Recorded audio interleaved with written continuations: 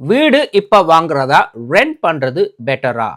ஒரு சில பில்டர்ஸ் வந்து 50 வருடத்துக்கு மோர்ட்கேஜ் அப்ரூவ் பண்றாங்க. கவனமாக இருங்க. வாங்கினீங்கன்னு சொன்னா 5 வருடத்திலேயே உங்களோட வீட்ட லூஸ் பண்ணிடுவீங்க. ஜிடிஏல இப்ப வீடுகள வாங்குறது அவ்வளவு புத்திசாலித்தனம் இல்ல. ஜிடிஏக்கு வெளியில போய் வாங்குவீங்களா இருந்தா ஒரு $200,000 குறைச்சு வாங்கலாம். ஆனால் இங்க டிராவல் டைம் தான் முக்கியம். இனிமேலும் நேரத்தை வீணடிக்க வேண்டாம். உங்களுக்கு ஒரு வீடு பிடிச்சிருந்தா 100% ஷுவரா இருந்தா போய் வாங்குங்க. அங்க 1% பிழையா இருந்தா கூட பக்கத்து வீட்டை பார்த்து தான் ஆசைப்படுவீங்க.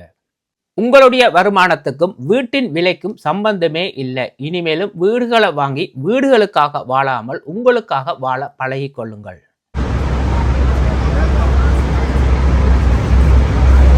வணக்கம் எல்லாம், எப்படி இருக்கீங்க? லெட்ஸ் சே நீங்க ஒரு $900,000 ஜிடிஏல ஒரு வீட்டை வாங்குறீங்க. உங்களுக்கு டவுன் பேமெண்ட்டை போட்டு ஒரு $700,000 மோர்ட்கேஜ் இருக்குன்னு வைப்போம்.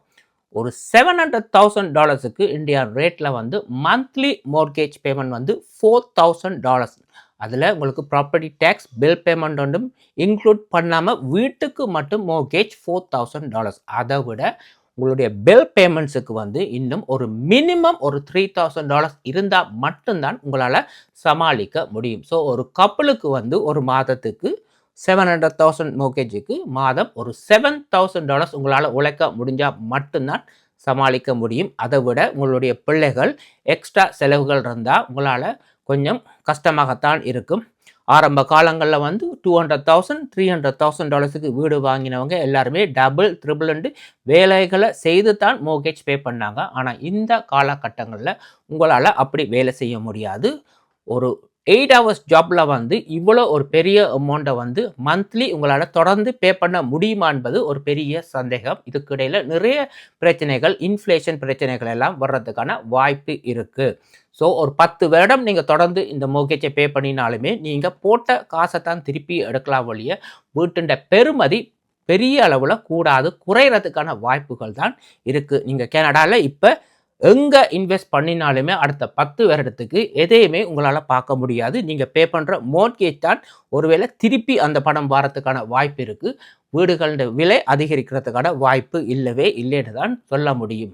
அட்லீஸ்ட் ஜிடிஏக்கு உள்ள வீடு வாங்குவீங்களா இருந்தால் ரூமை ரெண்ட் பண்ணலாம், பேஸ்மெண்ட்டை ரெண்ட் பண்ணலாம், ஒரு ரெண்டல் இன்கம் வரத்துக்கான வாய்ப்பு இருக்குது. இதே ஜிடிஏக்கு வெளியில் அவ்வளோ ஈஸியாக இந்த யூனிட்டுகளை வந்து ரெண்ட் பண்ண முடியாது. அதை விட முக்கியமாக வந்து ஹாஸ்பிட்டல் ஒரு பெரிய பிரச்சனை இருக்குது. ரெண்டாவது வந்து வெதர் இஷ்யூ. மூன்றாவது அவசர உதவிகளுக்கு உங்களுக்கு யாருமே அங்கே இருக்க மாட்டாங்க.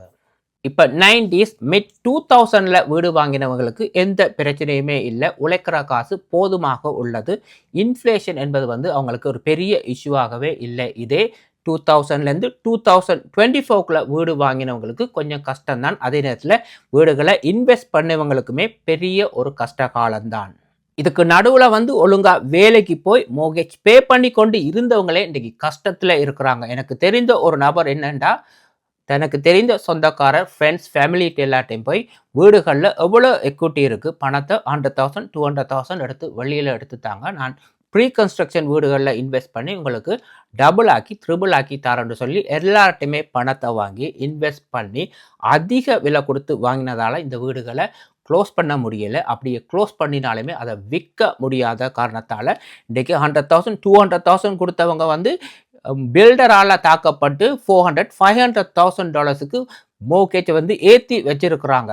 இதில் ரெண்டு பக்கம் பிழை இருக்குது. பணத்தை வாங்கினவர்லேயும் பிழை இருக்குது, பணத்தை கொடுத்தவங்கள்ட்டையும் பிழை இருக்குது. இன்றைக்கி பணத்தை வாங்கினவர் என்ன சொல்கிறாரு சொன்னால், வீடு உங்களோட பேரில் இருக்குது, நீங்கள் க்ளோஸ் பண்ணுங்க, நாளைக்கு க்ளோஸ் பண்ணி நீங்களே விற்று எடுத்துக்கொள்ளுங்க, மார்க்கெட் வந்து விழுந்ததுக்கு நான் காரணம், நான் பொறுப்பில்லைண்டு. இப்போ வீடுகளை விற்க முடியாமல் பில்டர்ஸ் வந்து உங்களுக்கு ஒரு ஆஃபரை ஒன்றை தராங்க. ஃபர்ஸ்ட் டைம் ஹோம் பாயர்ஸுக்கு ஒரு 5% டவுனில் வந்து நீங்கள் ஒரு $1 million ப்ராப்பர்ட்டியை வாங்கலாம். 50 வருட மோர்ட்கேஜ் அமர்டைசேஷன். 50 வருடம், அதாவது ஒரு பேங்க்கில் போய் நேரடியாக நீங்கள் செய்வீங்களா இருந்தால் உங்களுக்கு மேக்ஸிமம் 30 வருடம் தான் தருவாங்க. ஆனால் பில்டர் உங்களுக்கு 50 வருடம் தராருன்னு சொன்னால் இதுக்கு பின்னால் ஒரு பெரிய ஒரு கேட்ச் இருக்குது. சரி, 50 வருடத்துக்கு நீங்கள் சைன் வச்சு உங்களுக்கு 3.25 இல்லாட்டி 3.50 வந்து ஒரு ரேட்டில் வந்து உங்களுக்கு ஒரு மோர்ட்கேஜ் வருது. மந்த்லி பேமெண்ட் ஒரு $2,000 இருக்குன்னு வச்சா நீங்கள் சந்தோஷப்படுவீங்க, என்னால் இதை அஃபோர்ட் பண்ண முடியுமெண்டு. ஸோ 5 இயர் ரினிவலுக்கு நீங்கள் போகிறீங்க. பில்டர் சொல்லலாம் உங்களுக்கு, நான் ரினிவல் இனி பண்ணி தரமாட்டேன், நீங்கள் வேறொரு ப்ரைவேட் மோர்கேஜை தேடி போங்க, இல்லாட்டி பேங்க்கில் போய் நேரடியாக போய் புதுசாக மோர்கேஜ் வந்து நீங்கள் ரினிவல் பண்ணுங்கன்னு உங்கள்கிட்ட சொன்னால், உங்களுக்கு இருந்த இந்த 50 வருட மோர்கேஜ் வந்து பேங்குக்கு போகும்பொழுது அது 25 வருடமாக குறையும். அப்படி 25 வருடமாக குறையும் பொழுது உங்களுக்கு மந்த்லி மோர்கேஜ் பேமெண்ட் வந்து $5000க்கு மேலே போகும். அதாவது நீங்கள் $2000 கட்டினா நீங்கள் இனி $5000 கட்ட போகிறீங்க. ஸோ உங்களால் ரினியூ பண்ண முடியாது.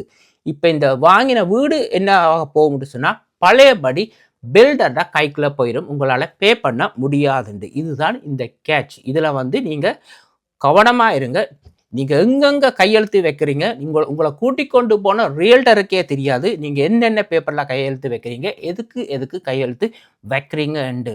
50 வருட அமெட்டேஷன் 5 வருடத்துக்கு பிறகு 25 வருடமாக மாறினால் பெரிய ஒரு பாதிப்பு வரும். உங்களுடைய ஃபைனான்ஷியலில் வந்து mortgage monthly payment double triple ஆகிறதுக்கான வாய்ப்புகள் இருக்குது. உங்களால் அந்த பணத்தை கட்டவே முடியாமல் வாங்கின வீட்டையே நீங்கள் லூஸ் பண்ணிடுவீங்க.